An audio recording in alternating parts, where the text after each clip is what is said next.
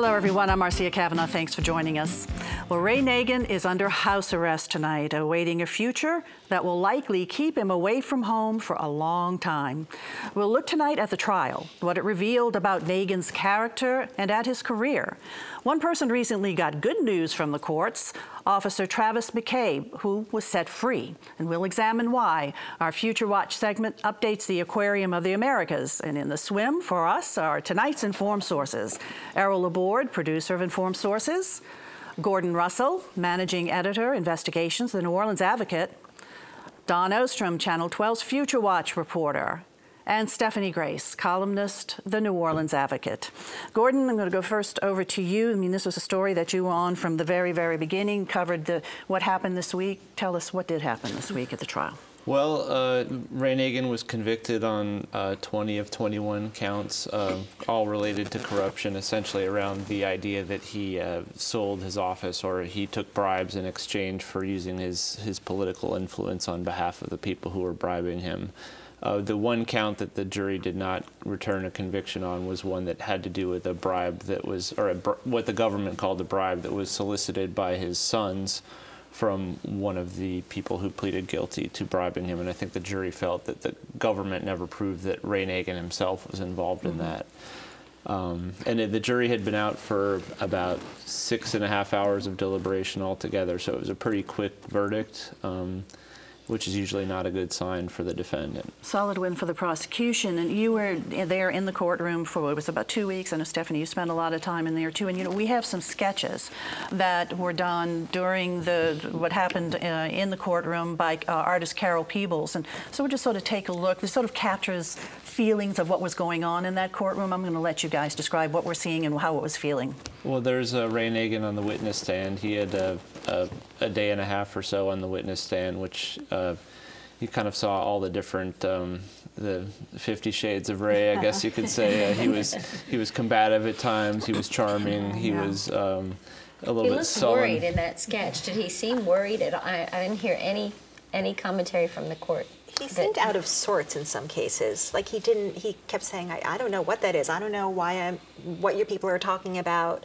Annoyed, maybe? Argumentative sometimes, yeah. When he was not on the stand, he never really seemed worried, which was interesting. He seemed kind of calm and confident. And his lawyer has since said he really thought he was going to be acquitted until that day. Let's get to sketch number 2. And see what we have up here. And once again, you know, if you can just sort of describe who we're looking at right now and what was the feeling. That is Robert Jenkins, Nagin's defense attorney, and that sitting next to Ray Nagin. The profile. Certainly right. The bald head that we all know so well would be Ray Nagin. And members of the jury. And members of the jury, yes. You can see it was a mostly white jury. 9 white members, 2 Asians, and 1 African-American, and kind of a mix of people from around the region. And the next sketch? And here, is this Jenkins again? That looks like Jenkins and Ray Nagin again. At the defense table, that probably would have been. They're looking up at some sort of a projection. That must be it, yeah. There were a lot of documents that were projected up on the wall, emails, communications from the time, and interesting stuff, because things that really bolstered the witness testimony, documents, you know, what they were saying at the time. Yeah, and right now? That looks like Prosecutor Matt Coman, and that's Judge Ginger Berrigan in the background. Right. Do you feel that this case, that it moved along, that she moved everything along in the courtroom I from thought your it was observation? very fast. I mean, the prosecution was very well organized. They knew their exhibits. They didn't waste a lot of time with extraneous witness testimony. I mean, they initially said it could be a 2.5-week case, and it was quite a bit quicker than that. And right now we're looking at one of the main prosecution witnesses. That's kind of the star witness. That's Rodney Williams of Threefold Consulting, who was there were 5 people who testified to bribing Ray Nagin, and this was the only witness who didn't really have any credibility problems in terms of his only criminal problem was that he has admitted bribing Ray Nagin. And there's Judge Berrigan. Judge Ginger Berrigan, yes. Right. Federal judge. Do we have any more, or is that the last one? Okay, that's it for our sketches. So let's just get back, because there's so many things that I want to ask you about. You know, certainly one thing that we've heard is it was really a mistake for Ray Nagin to take the stand. What's your assessment of that? I mean, I think he had to take the stand. I don't know if it helped him or not, but I think when the government puts on a major case like this, they're alleging kind of 5 different shakedown schemes, and they have a lot of evidence, both emails, documentary evidence, checks, witnesses, telling very 26 similar witnesses. Stories. You can't just... It's your right, of course, to not testify, but if you just sort of say, well, I don't think the government proved its case, and I'm not going to get up there, I think you're dead in the water. And one thing that happened is that the defense didn't really present an alternate story, an alternate narrative. Right. So really a lot fell on Ray Nagin's testimony. There were very few defense witnesses even. And their testimony was very limited, and frankly, I didn't think it helped the defense much. Some cases we think possibly it helped the prosecution. Yeah, and one guy, the first defense witness, was up there for all of 5 minutes, I think. So I really think he had to take the stand, and I think in some ways he did well in parts, but I think there were one thing that I noticed that really I thought hurt him at the time, and the jurors we interviewed agreed with, was that he debated almost every little point. The prosecution would say, "Is this your executive order?" And he'd say, "If you say so." It says so. Or, that's what it says. And he would argue that whether wasn't his something signature. was his signature, or a photo of somebody that he clearly knew, or a photo of Stone Age's offices. He said he didn't recognize them, and it sort of had the effect of making the jury think, well, this guy, if he won't admit to these small things, why should I believe him when he's saying that he didn't take these bribes? Quite a lot of people wondered why he didn't take a plea deal, and I know from some of the interviews with Jenkins that Jenkins is saying that Nagin really, really believes he was going to be acquitted. Yeah. Is that the fact, or did were they looking for something, or did they think that the jury would be different, or what? I mean, I think we've only heard it from Jenkins, but I have no reason to believe he's not telling the truth when he says the mayor believed that. And you guys probably saw the pictures of the mayor coming out and walking across Lafayette Square, but I mean, he really, to me, looked like a guy who was shocked. And before that, as I said, he was very calm and confident. Even when the jury came back after 6 hours, which is usually a bad sign, he seemed to believe things were going to go a different way. So I think he did believe that. I mean, you could argue he's the only one who knows this, but he could have rationalized all of these acts and really have believed that he didn't do anything wrong. As official acts. As official acts, and that was an interesting piece of the case. It reminded actually both of us of the Bill Jefferson case a little bit, where former congressman's defense largely was these overtures he made on behalf of people who were paying him were not official acts because, again, in Congress he was not legislating. He was writing letters on his official letterhead and making phone calls in his official capacity. As an influential, he was calling the Export-Import Bank and that sort of thing. Leaders in Africa. And his argument was that was sort of in the realm of constituent services. Right. And in this case, you had Ray Nagin meeting with bankers and so forth on behalf of Frank Fredella.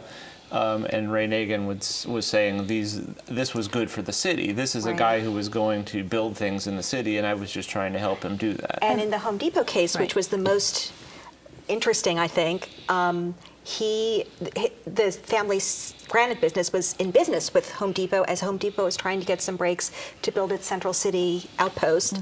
And he was trying to get more business for the family company, and he would write to Home Depot officials and say, "This is Mayor Ray Nagin.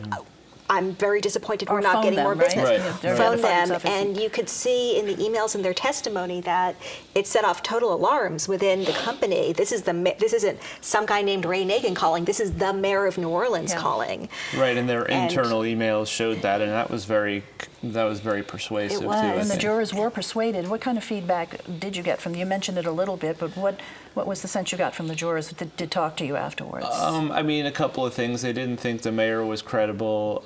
They didn't like that he would not stipulate to these very small points, and they thought that suggested that he was, that if he was lying about the little things, then he was maybe lying about the big things. They didn't think some of the prosecution witnesses were that credible either. They mentioned Greg Meffert not being that credible and Frank Fredella.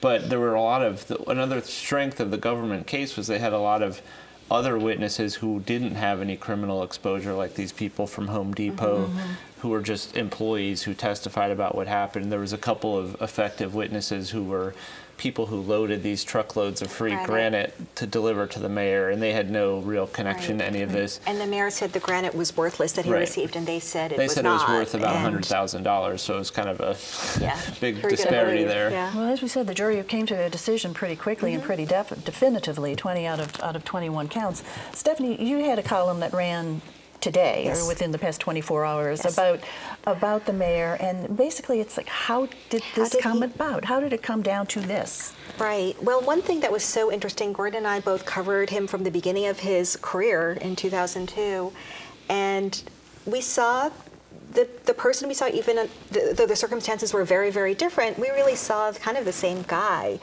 who was very imprecise, incurious, kind of drifted into things. And I think that my takeaway from this isn't, even though he was convicted of conspiracy, which sounds like something like he was a criminal mastermind, I don't think he was. I think he's someone who became desperate for money and was very kind of opportunistic more than calculating, and he almost drifted into corruption the way he drifted into politics.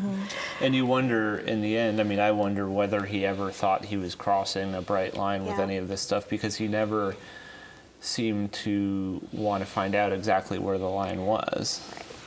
And so he now is under home incarceration, as we mentioned, and that home actually can be Texas. Is that correct? He can go back home to Texas. He's in Frisco, Texas. I talked to his lawyer today, and he said that he actually, under the terms of his home confinement, he has to get permission from the probation office anytime he leaves the house, to go to church, to go to the grocery store. He can do those things, but only with permission.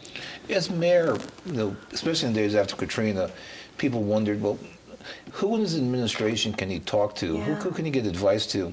And there wasn't evidence of a lot of strong people to be telling him what to do as mayor. And I wonder if that's still part of the legal problem, too, that there was no one in his administration that could say, you really shouldn't be doing this. Right. He really wasn't close to a lot of people. Is that part of the larger problem? Especially in that second term, certainly.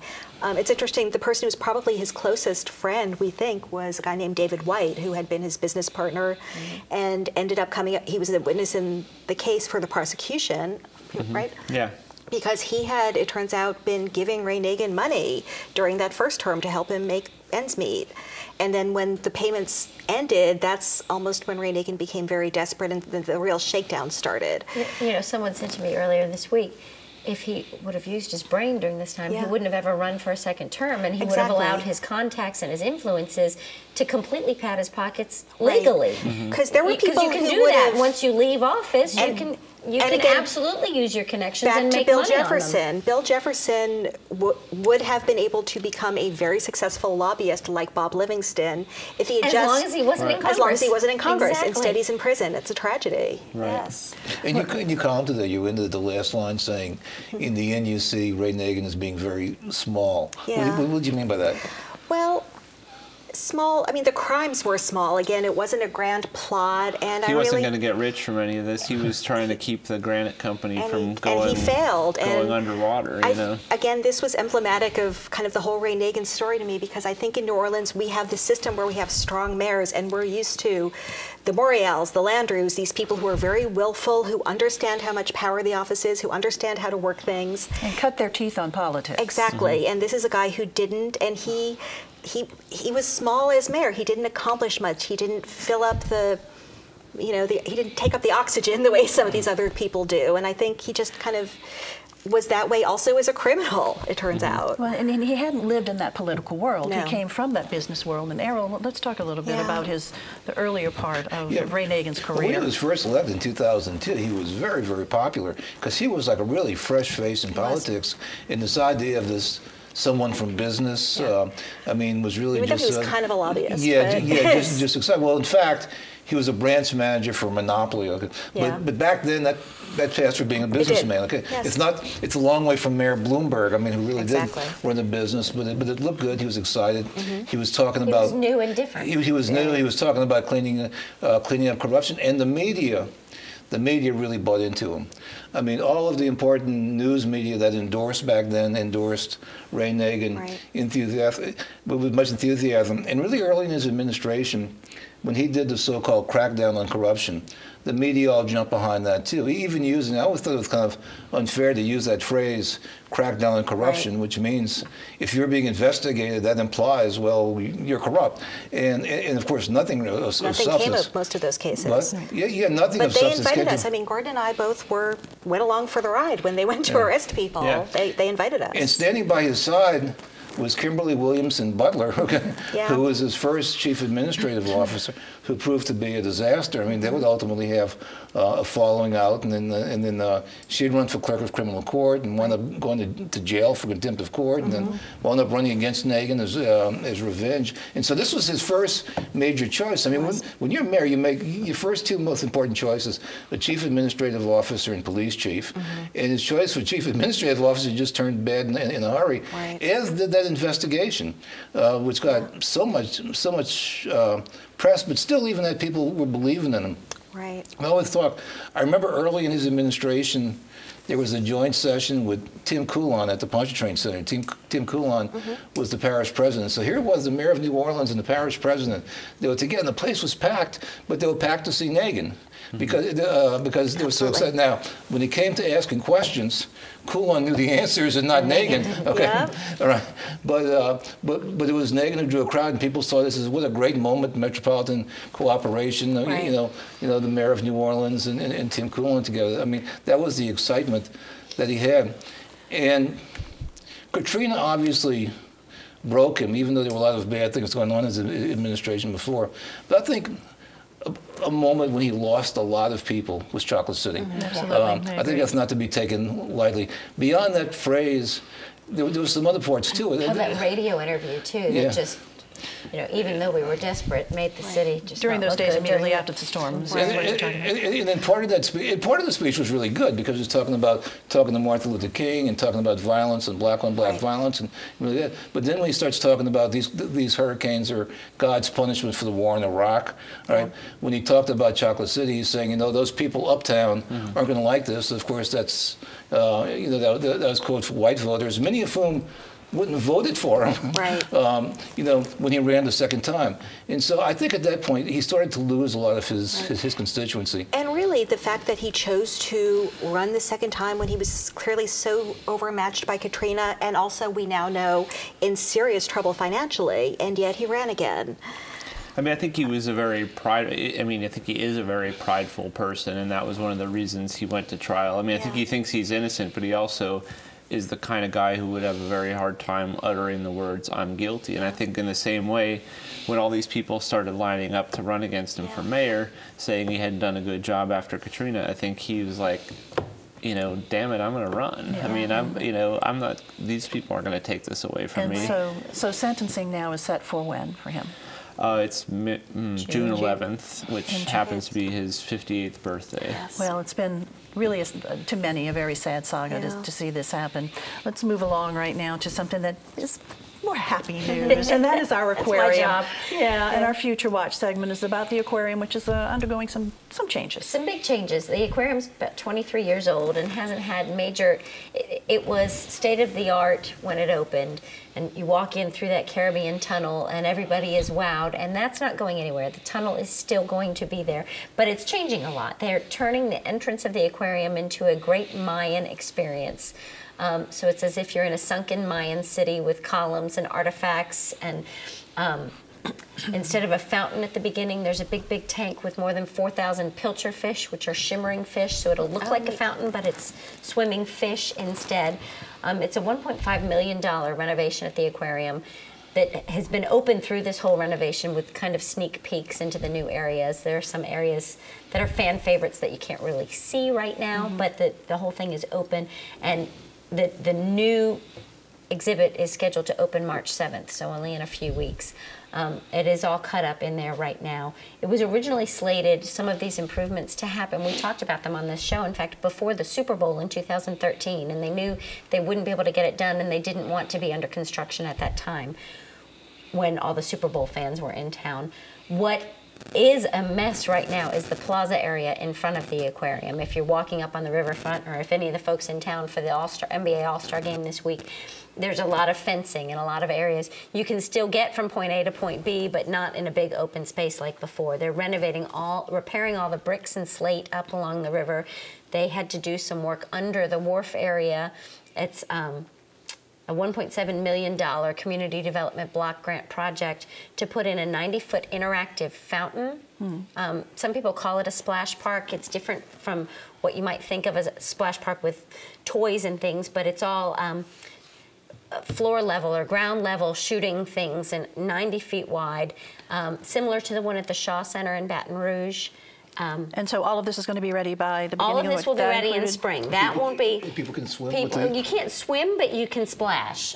So you can cool off a little bit. There are a lot of other cities where, you know, Boston being one of them, Atlanta, where children in the summertime will walk around with bathing suits under their clothes and get to this area downtown and strip down into their bathing suits and run around. So adults can probably want to do that too in August. That's for sure. I'm sure adults in New Orleans will. They're also continuing the line of palm trees that goes down Canal Street all the way up onto the area in front of the aquarium. They'll have 35 palm trees, which will add significant shade and beauty to that area. It's going to look lovely. Be happy when it's all done. Yes. Thank you, Dawn. Gordon, I want to jump over to you while we have some time left. And we mentioned that Travis McCabe, who was one of the police NOPD officers who was actually convicted in the Glover case and granted a new trial, is all charges dropped now. Yeah, so this is, there were 5 people tried in the case initially, and 3 were convicted, and now we're down to 1 conviction that still stands. You may remember that David Warren, who admitted, or who shot Henry Glover, he says in fear for his life. He was granted a new trial after being convicted at the original trial on the grounds that the later burning of Henry Glover's body made the shooting look worse, essentially, to the jury.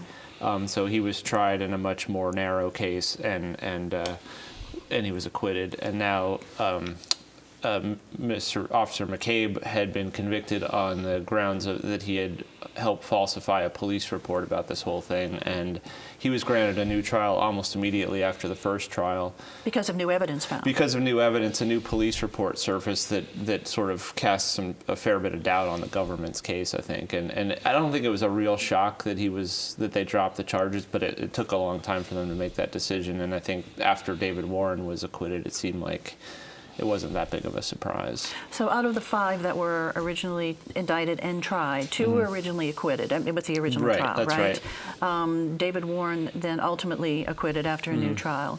Travis McCabe, now charges dropped. So we just have the one, and that's Greg McCrae, and he's the one who admitted burning the body. And I mean, I think that's a thing that's, I don't see any way that he avoids, he's seeking relief now on the grounds that the burning of the body looked worse when it was tried with the shooting, because the government presented this as a conspiracy. Basically, the problem was the government never had, as compared to say the Ray Nagin case or the Danziger case, they never had cooperating witnesses to put together the conspiracy. So anyway, his lawyers have argued that it's not fair that by being tried alongside these other guys, it makes the burning of the body look worse. Now, I think the burning of the body is a problem no matter what. He could get a new trial potentially, but I think I can't see him being acquitted. And as far as Officer McCabe is concerned, he's trying now to get reinstated and also back pay. Yeah. And also back pay.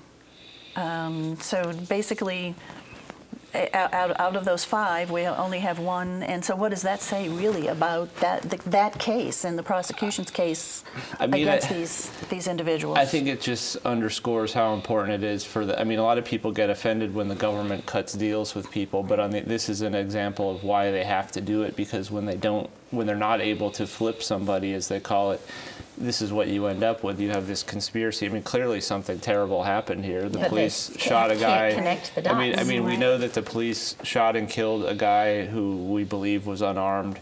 His body was later burned. Lots of people seem to know about it. Nobody investigated it. His family. It's the whole chapter it's just a completely dark chapter in New Orleans history and New Orleans Police Department history, and in the end, one person is being punished, and arguably not a guy who played a central role in it. I mean, the guy was already dead. Obviously, he shouldn't have burned his body, but. And it goes back to, it's also the Katrina defense working a little bit in David Warren's case, because once David Warren was tried separately on the shooting, he basically called on the circumstances surrounding it to justify the fact that he said he feared for his life, and the jury seemed to believe that. And it just seems to be continued Katrina fallout, even with our former mayor's case, where we got the sad news of our former mayor being convicted, and it's all once again related to Katrina, such a tragic episode and chapter of history in our city. I know, and we just can't seem to fully close it. We still have a way to go. Retrial to go, and we just had the Jefferson Parish, the pump operators case, of course, and it seems like we're getting maybe close to having all these behind us, but. We're ready to have all of Katrina behind us, I think, that's for sure. And now we're ready to look ahead. And I'm going to go to Errol. What looking ahead, Errol? Well, when the Crew of Muses marches next week, there's going to be another innovation. Carnival's first ever all-female flambeau unit. 24 women carrying flambeaus. And what do you call an all-female flambeau unit? Muses is calling them Glambeau, G-L-A-M-B-A-U-X. But they will debut in the Muses Parade. What fun. Gordon. Well, I'm going to go out on a limb here and say that I think winter is over, or at least I sure hope it is, or I'm going to think about moving. Yes, even further south. That sunshine today sure did feel good, and so did the 60 degrees. Well, as you think about summer, phase 2 of this aquarium renovation is a new experience in the same range as a penguin encounter ticket, so probably $115 and up, but you'll have the opportunity to snorkel or scuba dive in the Caribbean reef in the aquarium. Cool. That sounds pretty neat, too. Very cool. Stephanie. And then back to Carnival. This weekend, we have Crew de Vue. John Barry, you'll remember, the former member of the Southeast Levee Authority who was removed for filing the oil lawsuit. Yeah. He will be presiding over the parade as king. He's calling himself John of Arc. So. Oh, yes, and he has been waging a crusade, that's for sure. Look, but we have just a little bit time left, and I wanted to touch on this really quickly, and that is tweeting through the trial. Yes. We did see media, different media reporting and people consuming this. Is that something that you guys got any feedback on?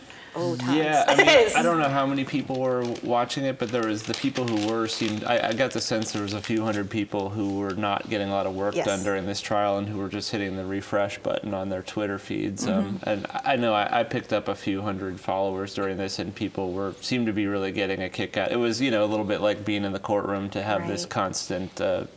And there was a hashtag you could follow, so you could get the tweets from everybody. And there were a lot of people doing it in the courtroom. So it was. If you went back and looked at the end of the day, it was almost like a record or a transcript of what happened. So it keeps evolving the way reporters are now having Judges to used report to be wary stories. of that. Ginger Berrigan was fine with it. But they're accepting it. Well, look, I want to thank you guys very much for joining. Very interesting discussion. Thank you so much for joining us, and we hope to see you again next week for Informed Sources. Have a good evening.